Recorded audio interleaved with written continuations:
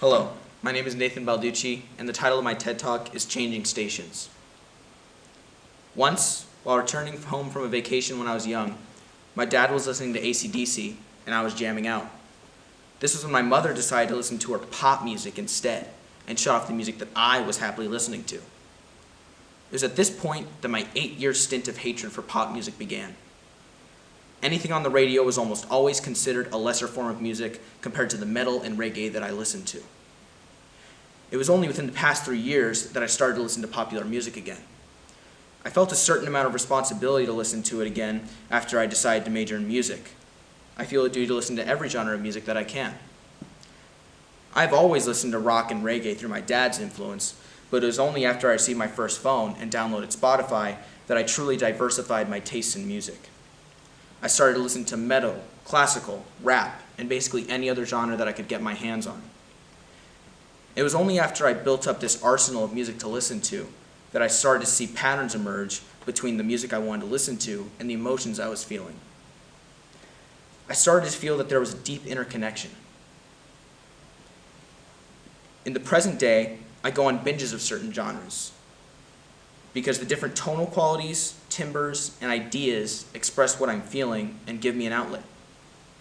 For example, recently I've been feeling a bit more down and a little bit more hormonal teenager than respective young adults, so I've been listening to things like My Chemical Romance and Green Day. These binges of genres let loose the emotions that I feel while listening to them. What this shows is that different genres of music have different ways of affecting one's mental state. Since ancient times, the idea of music being able to influence a person's emotions has been consistent. In the 5th century, Plato was convinced that people should no longer listen to or create music in the Lydian mode because it would make people lazy and lascivious. Instead, he thought people should make music in the Dorian mode so that people could become brave and strong. Of course, this idea was only based upon circumstantial evidence at the time, but now has been further supported by modern-day philosophers such as Jennifer Robinson. In her essay titled The Expression and Arousal of Emotion in Music, she discusses how music in itself is not the cause of emotions when we listen to it, but instead caused by 2 reasons. The first is that we are getting emotions from the performance and not the music. The second is that there are traditional and cultural elements within the music that create emotions within the listener through reflex. She also discussed the ideas of Peter Kivy, who thought that the emotions we feel while listening to music are not actually being projected into us through the music, but rather being pulled from within the listener and making them recall feelings that they have within them. The idea of how music pulls emotions out of us is exactly the reason why I listen to so many different kinds of music.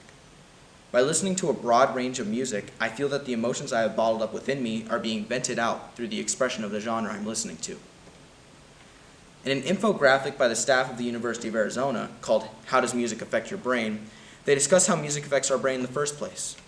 They discuss how music can make the brain release dopamine, which makes us feel a sense of pleasure. They also go on to show how different genres of music can change and improve different parts of the brain. For rock and pop, it is shown to increase endurance and physical performance, which is why you may feel better working out with loud rock playing rather than some form of jazz music. Classical is shown to increase the brain's ability to remember and learn, which is why you may feel better studying with classical or some other form of ambient music. Rap is shown to invoke emotions, language, motivation, and motor functions. I think anyone can agree that you feel more inspired listening to something like Kendrick Lamar rather than Nickelback. The study shows that there are different parts of your brain that can be enhanced or forced to change with your emotions when you're doing certain actions. Different genres can inspire, anger, cheer up, and even nurture a person's mind. This is because of the different tonal qualities which affect our brain in different ways. These different forms of change allow us to deal with our own emotions and resolve them through the genres we're listening to. When I was in the car with my parents and my mother had switched the radio, I had no idea the power that each genre could hold over someone's emotions. When my mom switched the music that she preferred, I realize now that it is like looking into my mother's emotions. Perhaps she felt sleepy or wanted to show how excited she was by listening to some vibrant pop music, while I casually dismissed it and called the music useless. I realize now that I was being childish, not only in the idea that I didn't get my way and threw a tantrum, but that I wasn't thinking about how my mom wanted to feel or how she dealt with the boredom of road trips. I started to have a fondness for pop music after I realized this because it was like a distinct bond between my mother and I. And in this way, I could relate to how she felt when she was listening to a certain song or artist. Now I understand that music can have a vast importance in a person's mental state.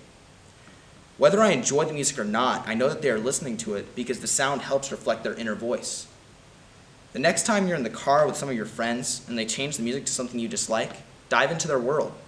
Take in the lyrics, feel the beat. Don't dismiss it as I did. It might change your world.